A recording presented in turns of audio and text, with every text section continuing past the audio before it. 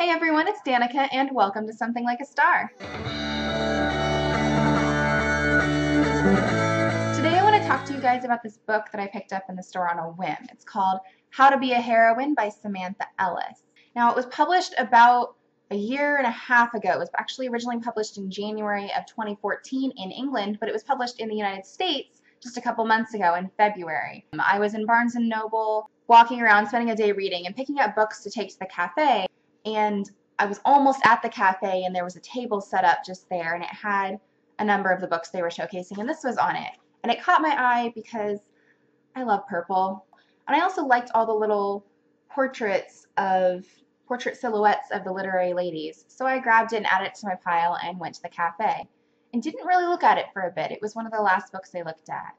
But as soon as I picked it up, I fell in love with it. I could only buy a handful of books that day. So this book won over a book with a dog. That says a lot. If you know me at all, I love dogs. I actually started reading this book with Dewey's 24-hour readathon at the end of April. I only read the introduction, so about the first 20-ish pages, and then I used it as my travel read. So I read it when I was moving from my job in Florida to Texas for the summer.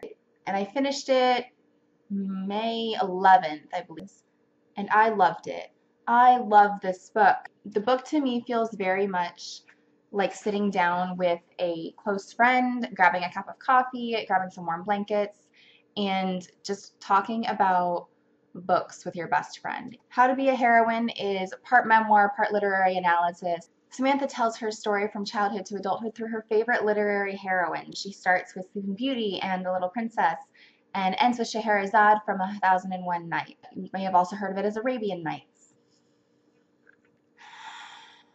I really loved hearing another reader's perspective on some of my own favorite literary heroines. Sarah Crew is a wonderful example. I don't see a lot of people talking about Sarah Crew, but I also got a lot of book recommendations from her. There's a number of books that she read that were formative for her that I had never read that I have bookmarked and am really looking forward to reading in the future. To be honest, I don't know if I actually have anything new to say about this book, but I just loved it so much that I really want to talk about it. So instead, I'm going to read you a couple of my favorite quotes. On page 100, part of being able to, as Nora Ephron so brilliantly put it, be the heroine of your life, not the victim, is not allowing anyone else to define you, which means coming up with your own definition, which means knowing yourself.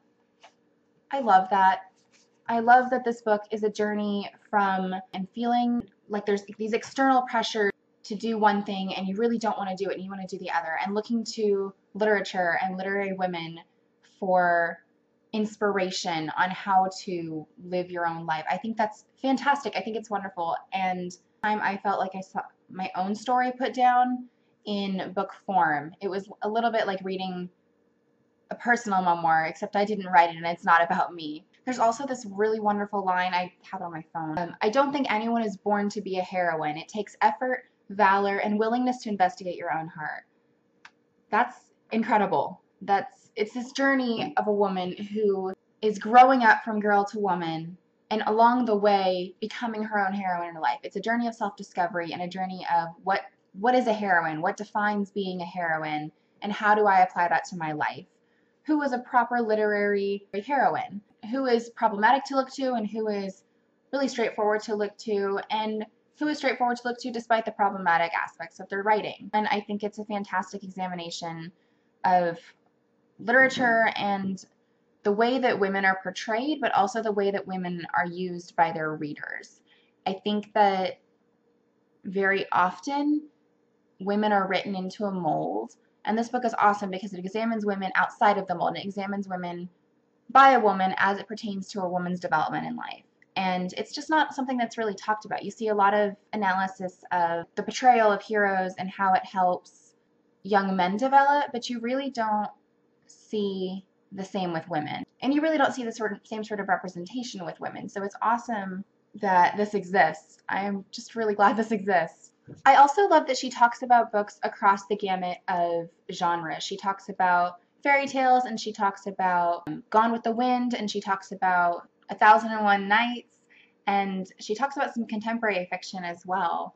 And I just like that her heroines aren't limited to one mold. And I love that towards the end of the book, Samantha has all of her heroines over for a party at her house. She writes this really wonderful scene with them interacting with each other, and she changes the things that she didn't like when she was little. So the Little Mermaid Ariel never gave up her voice. And Scarlett has gotten a sense of humor and is appreciating the antics that are happening. And several of the women from Lace are running around and talking about their own fashion businesses and yelling, more leopard print, more leopard print. And I think that's such a hysterical and poignant scene. Also, call me crazy, but I didn't know that there were authors on Twitter, really. I knew that J.K. Rowling had a Twitter, and I knew that Neil Gaiman and John Hanks, that's not, John Green, oh, there it is.